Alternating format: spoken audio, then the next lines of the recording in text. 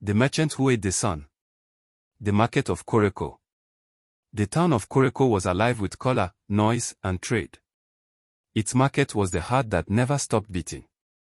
At dawn, smoke from cooking fires curled into the sky, mingling with the smell of roasted ground nuts and dried fish. Traders shouted their prices like warriors brandishing swords. Children chased one another between stalls while goats bleated and chickens scattered. In the midst of this ocean of life stood Okoro, the merchant. His stall was a palace compared to others, salt in pyramids, silks from distant lands, brass that gleamed like fire. People admired him, yet their admiration was tainted by unease. For every coin he gained, someone else walked away cheated. The elders whispered, "The yam that grows too quickly may rot in the barn." The rise of Okoro. Okoro had once been poor, carrying baskets of palm nuts along dusty roads. But his eyes were sharp. He saw profit where others saw survival. If a man bought one measure, Okoro made him pay for two. If a woman measured fairly, Okoro pressed his thumb on the scale. Over the years, his tricks became weapons. Coins grew into piles, piles into chests, chests into an empire. He was no longer a boy but the loudest voice in Koreko's market. Yet with each rise, his heart sank deeper into greed. He no longer saw neighbors, only customers. He no longer heard cries, only bargains. The crocodile that forgets the river will one day crack in the sun, the elders warned. The widow's sorrow. One day, a widow came to Okoro's store. Her wrapper was faded, her eyes sunken with hunger. She offered her last cowries for millet, hoping to feed her children. Okoro, surrounded by overflowing baskets, gave her a measure so small it could not fill a single pot. She wept as she left, clutching the grain like sand slipping through her fingers. The market fell silent, horrified.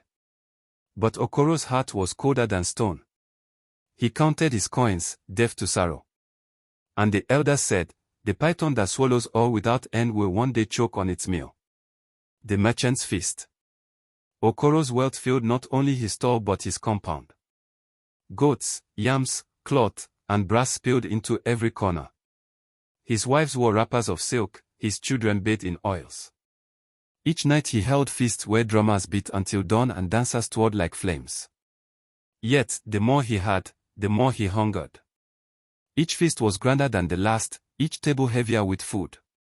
His neighbors starved, but Okoro's laughter roared through the night like thunder. Still, the elders shook their heads, warning, "A man who eats alone dies alone." The merchant and the river. The river Koreko fed the town, its water giving life to yam fields and cassava groves. But Okoro saw more than water, he saw profit. He began charging farmers for access, claiming he owned the riverbank. When women came with calabashes, he demanded cowries. When herders brought cattle, he demanded goats. Soon the river was no longer free, and the people's resentment swelled like its current. "The river that forgets its course will flood its own banks," the elders murmured. The jealousy of spirits. In African law, wealth is watched not only by men but by spirits. Okoro's greed stirred whispers in the unseen world.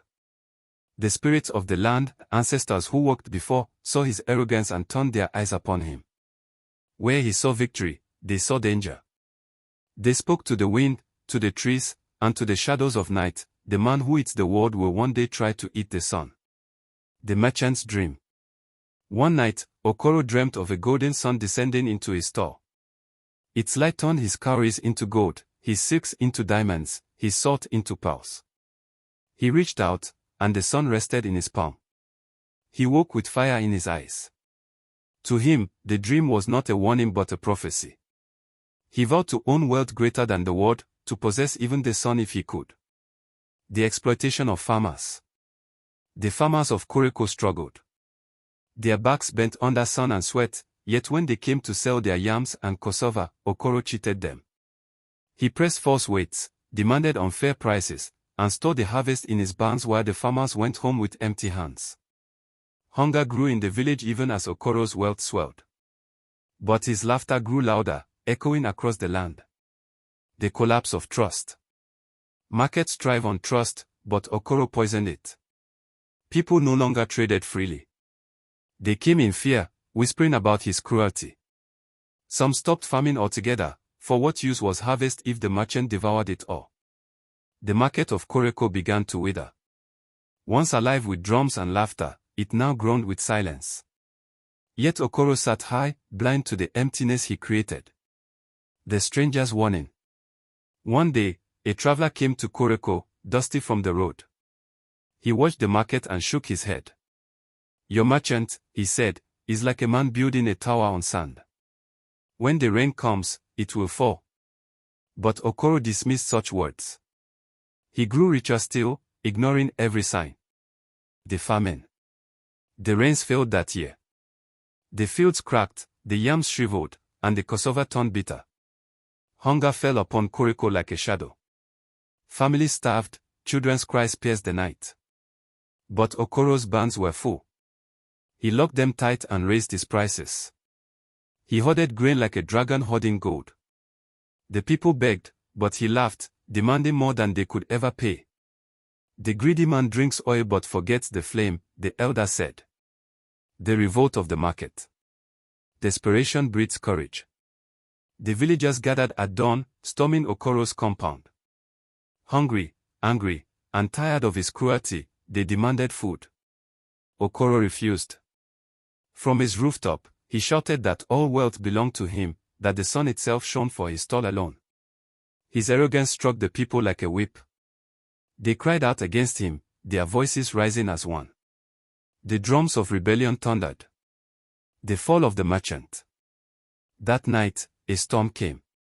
The wind howled, tearing roofs, uprooting trees. Lightning struck Okoro's barns, and fire swallowed his wealth. Grain turned to ash, silks to smoke, brass to molten tears. The villagers watched as the flames consumed everything. Okoro tried to save his riches, but the fire laughed at his greed. He was left with nothing but ashes at his feet. The merchant alone. When the fire died, Okoro sat in ruins. His wives left him, his children fled, his neighbors turned their backs. The man who once owned the market now owned only silence.